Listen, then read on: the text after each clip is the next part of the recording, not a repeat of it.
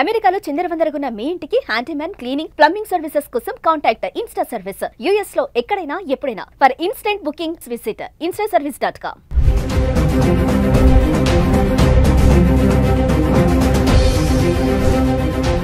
నమస్తే, welcome back to Suman TV. ప్రస్తుతం మనతో పాటు ఉన్నారు అనలిస్ట్ మందరి కృష్ణారెడ్డి గారు. నమస్తే సార్. నమస్తే అమ్మా. సార్, అమెరికా ఒకప్పుడు అమెరికా అంటే ప్రతి ఒక్క కుటుంబంలోంచి ఒక్కళ్ళనే వెళ్ళేవాళ్ళు, చదువుకోవడానికో ఉద్యోగం చేయడానికో దేనికోసమైనా.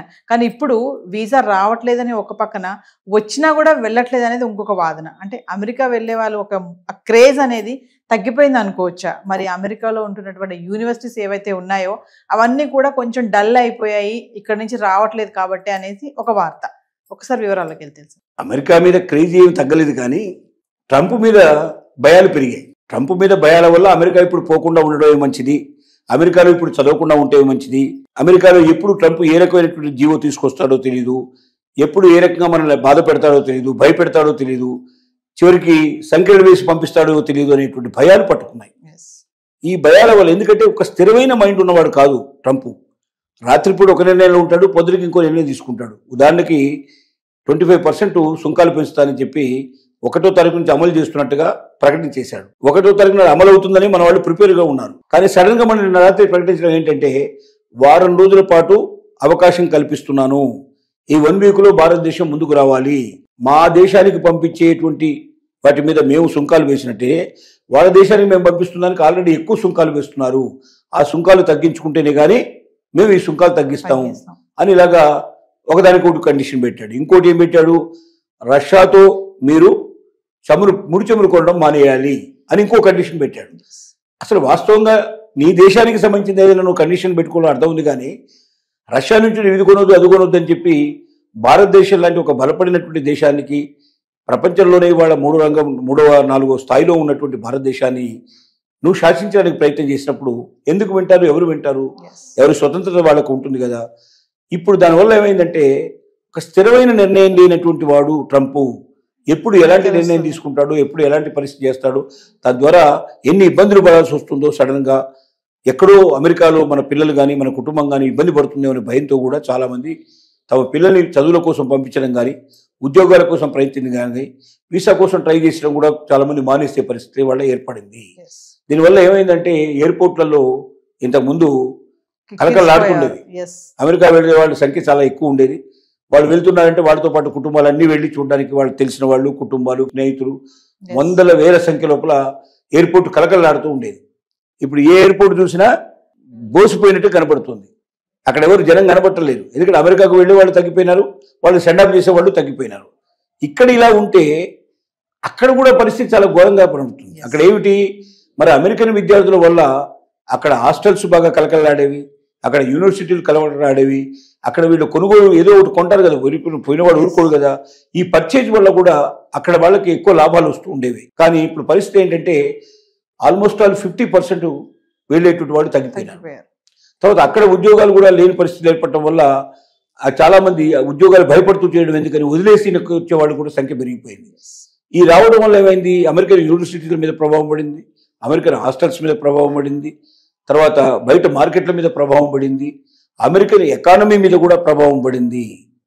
ఇది కొంతకాలానికి అమెరికా ఎకానమీ తగ్గడమే కాకుండా డాలర్ రేటు కూడా బాగా ఘోరంగా పడిపోయే పరిస్థితి ఏర్పడుతుంది. ఈ భయాలు కూడా ఉన్నాయి. కాబట్టి ట్రంప్ మరోసారి ఆలోచించుకునే మార్పు చేర్పు చేసే అవకాశం ఉండేది. కానీ ఈనాటి వరకు మాత్రం ఇవాళ ఉన్న పరిస్థితుల్లో ఒక రకంగా అమెరికాకు వెళ్ళాలని ఆసక్తి తగ్గించుకోవడం జరుగుతుంది. దాదాపుగా 50,000 కోట్లు సుమారుగా ఇండియన్ కరెన్సీలో అంటే 50,000 కోట్లు మనకు మిగిలినాయని చెప్పుకోవాలి. ఇప్పుడు అక్కడికి పంపించకపోవడం వల్ల మిగిలినటువంటి ధనం ఇదంతా కూడా ఇక్కడ వినియోగించబడుతుంది, ఇక్కడ పెట్టుబడి కింద వస్తుంది. గతంలో ఈ 50,000 కోట్లు ప్రతి సంవత్సరం కూడా అమెరికాకు వెళుతుండేవి. అంటే 50,000 కోట్లకు ఈక్వల్ అయినటువంటి డబ్బు వాళ్ళ దగ్గర అభివృద్ధి అయ్యే అవకాశం ఉండేది, ఆ దేశానికి వెళ్ళేటువంటి అవకాశం ఉంది. ఒక దేశ సంపద తగ్గిపోతుంది, దేశంలో అవకాశాలు తగ్గిపోతుంది. ఇంకొకటి ఏమవుతుందంటే, ఇక్కడ నుంచి వెళ్ళిన వాళ్ళు చాలామంది రీసెర్చ్ లోపల పాల్గొనేవాళ్ళు, రీసెర్చ్ అసిస్టెంట్స్గా ఉండేవాళ్ళు. దాంతోపాటుగా ఇప్పుడు మనం మామూలుగా డాక్టర్ కోర్స్ కంప్లీట్ అయిన తర్వాత మనం హౌస్ సర్జన్ అంటాం, అంటే వాళ్ళకు జూనియర్ డాక్టర్స్గా ఉంటారు. ఈ జూనియర్ డాక్టర్స్ ఆపరేషన్స్లో మిగతా విషయంలో అన్నింటిలో ఉపయోగపడతారు. సో ఇలాగా ఇక్కడ నుంచి వెళ్ళే వాళ్ళ సంఖ్య తగ్గిపోవడం వల్ల ఆ కోర్సుల లోపల వీళ్ళు జాయిన్ కావడం వల్ల, ఈ అసిస్టెంట్స్ లేకపోవడం వల్ల అక్కడ రీసెర్చ్ వర్క్ తగ్గిపోతుంది. వైద్యం సరిగ్గా సకాలంలో అందడంలో ఇబ్బంది అవుతున్నాయి. ఎందుకంటే మ్యాన్ పవర్ తగ్గిపోయింది కదా. ఇప్పుడు జూనియర్ డాక్టర్స్ అంటే పెద్దగా డబ్బు ఖర్చు అవసరం లేకుండానే దాంట్లో పని చేస్తారు, చాలా తక్కువ కాస్ట్ పని చేస్తారు. ఎందుకంటే వాళ్ళకి అనుభవం కావాలి. హౌస్ సర్జన్గా అనుభవం వస్తేనే ఫుల్ ఫ్లెడ్జ్డ్గా డాక్టర్గా వాళ్ళకి సర్టిఫికేట్ వస్తుంది, అది ఉపయోగపడుతుంది. వాళ్ళు డాక్టర్గా ప్రాక్టీస్ చేయడానికి అవకాశం ఉంటుంది. కాబట్టి వాళ్ళు తప్పనిసరిగా మ్యాండేటరీగా వాళ్ళు దాంట్లో ఎంటర్ కావాలి. ఇలా రీసెర్చ్ వర్క్లో సాయం చేసే అసిస్టెంట్స్, జూనియర్ డాక్టర్గా పనిచేసేటువంటి వాళ్ళు, ఇంకా చాలా చాలా డిపార్ట్మెంట్లో పనిచేసేటువంటి అసిస్టెంట్స్ కూడా కరువైపోయి తద్వారా అక్కడ ప్రజలకు సేవలు అందించడం కూడా తగ్గిపోతుంది. సో ఒకవైపున అమెరికా ఆర్థిక వ్యవస్థ తగ్గిపోతుంది, మరొక వైపున ఈ రకమైన అసిస్టెన్స్ లేకపోవడం వల్ల సేవల లోపల కూడా చాలా వరకు కొరత ఏర్పడి సేవలు సకాలంగా అందటం లేదు. ఆ యొక్క మొత్తం టోటల్గా అమెరికా యొక్క ఆర్థిక వ్యవస్థ మీదనే దెబ్బపడే అవకాశం ఉంది. ఎందుకంటే ఒక భారతీయులే కాదు, మిగతా అన్ని దేశాల నుంచి వచ్చే వాళ్ళు కూడా ఎదుర్కొంటున్నారు. అన్ని దేశాల్లో నుంచి కూడా అందరికీ వీసా ప్రాబ్లం ఉంది, అందరికీ ట్రంప్ దెబ్బ ఉంది. కాబట్టి అన్ని దేశాల వాళ్ళు కూడా అక్కడికి వచ్చేవాళ్ళు, వెళ్ళేవాళ్ళు సంఖ్య తగ్గిపోతుంది. అలాగే అక్కడ ఉపయోగపడే వాళ్ళ సంఖ్య తగ్గిపోతుంది. అక్కడ డబ్బు కూడా ఉపయోగించడం తగ్గిపోతుంది. ఇన్ని రకాలుగా అమెరికా నష్టపోయే పరిస్థితి ఉంది. కాబట్టి అమెరికా మీద మోజున్నప్పటికీ, అమెరికా మీద ఇంట్రెస్ట్ ఉన్నప్పటికీ, అమెరికాకు ట్రంప్ ఉన్నంతకాలం వెళ్ళకపోవడమే మంచిదనే నిర్ణయం వల్ల అటు అమెరికా నష్టపోతుంది, ఇటు భారతదేశం నష్టపోతుందని చెప్పలేం. కానీ ఒక రకంగా లాభపడుతుంది. కారణం ఏంటంటే 50,000 కోట్లు అమెరికాకు వెళ్ళి ఇక్కడ ఆగిపోయినాయి అంటే తప్పనిసరిగా ఇక్కడ ఎక్కడో దాంట్లో పెట్టుబడి పెడతారు. దాని ద్వారా మన దేశానికి కొంత ఆర్థిక సంపద లభిస్తుంది, కొన్ని రకాలుగా మనం బెనిఫిట్ అయ్యే అవకాశం కూడా ఉంది. ఏదేమైనా సార్ ట్రంప్ ఉన్నటువంటి ఈ టర్మ్ లో వెళ్ళకపోవడం మంచిదంటారు అని మనం చెప్పడం కాదు, కానీ వాళ్ళు భావిస్తున్నారు. ఎందుకంటే ఒకటి, మేధావి అయినటువంటి వాడు మాత్రం ప్రయత్నం చేసుకుంటూ వెళ్ళగలుగుతాడు, అక్కడ నిలదొక్కగలుగుతాడు. మేధావి కానివాడు ఏదో చదువు కోసం పోదాం, అక్కడ ఉద్యోగం చేసుకుందాం, సంపాదించుకొని అక్కడే నన్ను పోషించుకుందాం అనుకున్న వాడు మాత్రం వెళ్ళకపోవడమే 100% మంచిది.